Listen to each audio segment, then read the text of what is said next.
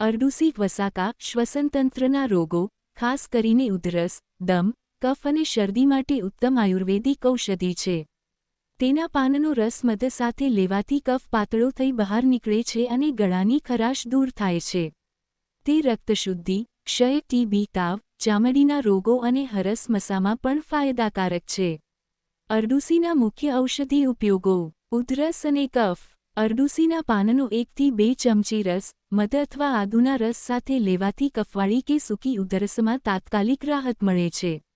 શ્વાસ, અસ્થમા, આસ્મા.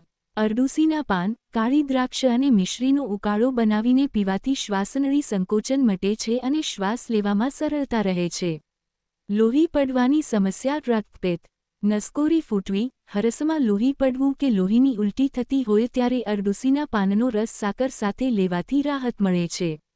તાવ અને શરદી. તાવ અને કફજ્વર, કોલ્ડ અને ફીવર માં અરડુસીના પાનનો ઉકાળો ઉપયોગી છે. ક્ષય, ટ્યુબરકુલોસિસ, ટીબી.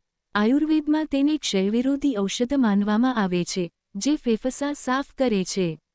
ઉપયોગ કરવાની રીત. તાજો રસ. પાનને પીસીને તેનો રસ 5-10 મિલીલીટર મધ સાથે દિવસમાં 2 વાર.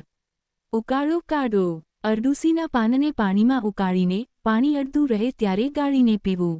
ફૂલ. અરડુસીના ફૂલને સૂકવી તેનું ચૂર્ણ મધ સાથે ચાટવાથી ઉધરસમાં ફાયદો થાય છે.